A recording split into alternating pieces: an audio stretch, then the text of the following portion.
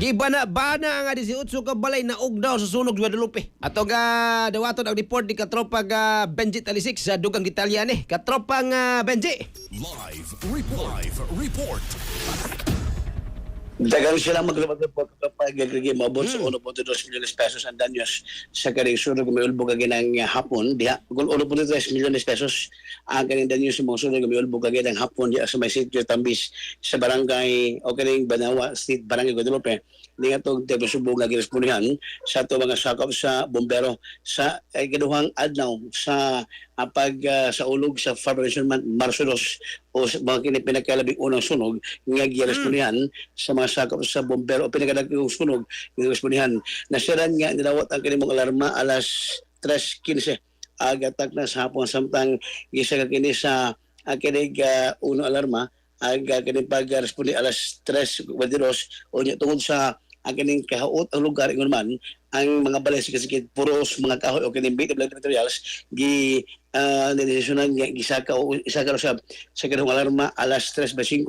agatak na sa kining hapon ang maong sunog nagsugod din sa Manimay sa usa ka William Abella nga madto pa kaya doon ay biboto diha nga bahin sa ilang kusina mo to diyang pagkahibaw ning maong nga si William Abella dili niya gipamukaw iyang sakop o gipagawas bahal alag matupag nga way mga nadang mga butang ang importante nga maluwas iya pamilya sa kini mo sunog maabot usab sa kini ang siyam ka mga panimayan na ugdaw lagi na katong kang Abella nga panimay din moabot usab sa 22 ka pamilya og 70 ka individual anawad ang panimay nining mga tungura aga bombero o Cebu City for Office pahigayon pa sa pagbisiga kung usay kining tiunay nga sinugdanan sa kanimaong nga klayo nga miulbo o nagkapagan sa lepang panimay samtang ang habig sa barangay sa pagpanguni Kapitan Apple Rose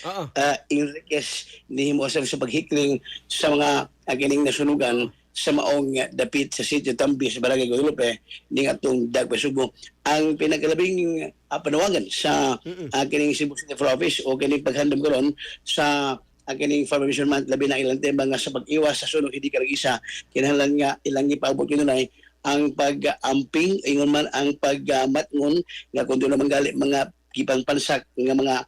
charger o kung sa mga di sa Manimay kumulakaw kinahanglan nga ako gani mas may nga patio Katropang Benji down ang kining Katropang Benji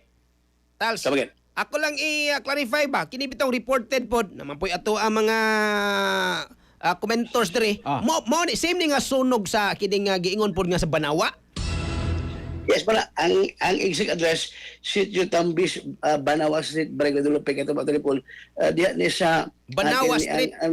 Nag-uwang nila sa Barangay Labangon o Barangay Guadalupe kay Amaldulo sa Labangon but asa ko pa ni sa Barangay Guadalupe niya. Ang kini mong dapit Kato Batalipol, interior portion siya, mo ito nga ito mga firefighters nag-lisod, although dago ang hawan sa may Banawa, but pag-sud, gamay ang kan-eskinita kayo, suman nga ang magkasulod ng fire truck and doon ay magkasulod ng dagko pero katong mga ang ilang gitawag ng penetrator o kanang mga government fire truck mo magkauli-uli sa sud tapos